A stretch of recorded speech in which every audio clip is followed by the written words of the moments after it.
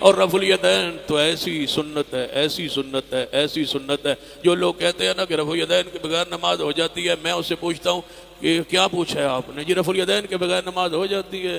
میں نے کہا نہیں ہوتی۔ میں کہتا ہوں بھائی نہیں ہوتی، میں کہہ رہا ہوں نہیں ہوتی۔ آپ شروع کریں رفع الیدین کے بغیر نماز، کیسے شروع کریں گے؟ کہتا ہے جی وہ ایسے، میں کہنا ایسے، یہ رفع الیدین ہے نا؟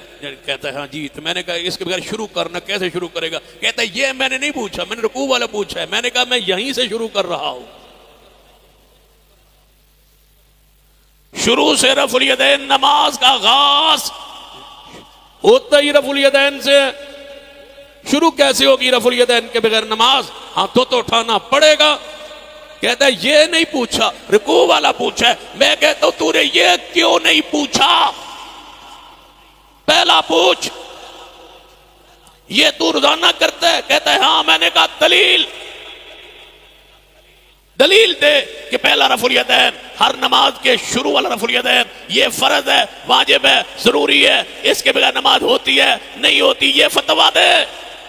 جو فتویٰ پہلے کے بارے میں میں لکھ کے دیتا ہوں وہی فتویٰ دوسرے کے بارے میں۔ اگر پہلا فرض ہے دوسرا فرض ہے، پہلا سنت ہے دوسرا سنت ہے، پہلا واجب ہے تو دوسرا واجب ہے، پہلا مستحب ہے تو دوسرا مستحب ہے، پہلا جائز ہے تو دوسرا جائز ہے۔ اگر پہلے کے بغیر نہیں ہوتی میں لکھ کے دیتا ہوں، پھر دوسرے کے بغیر بھی نہیں ہوتی۔ اگر پیغمبر نے پہلا ہمیشہ کیا ہے تو دوسرا ہمیشہ کیا ہے۔ جس طرح اس کے بغیر نماز شروع نہیں کی، اسی طرح رکوع کو بغیر رفع الیدین کے بغیر پیغمبر نے رکوع نہیں کیا۔ میں اس وقت آپ کے سامنے باوضو حاضر ہوں، رب اکبر کی قسم ہے، قرآن کو تو ہاتھ میں لے کے کہہ سکتا ہوں، سر پہ کہو تو اٹھا کے کہہ سکتا ہوں، بیت اللہ کے اندر داخلوں کے خلاف کعبہ پکڑ کے کہہ سکتا ہوں، میرے پیغمبر نے ایک نماز کی ایک رکعت کا ایک رکوع بھی رفع الیدین کے بغیر نہیں کیا، نہیں کیا، نہیں کیا۔ اب جو کہتے ہیں میں نہیں کروں گا اس حلف کے بعد بھی،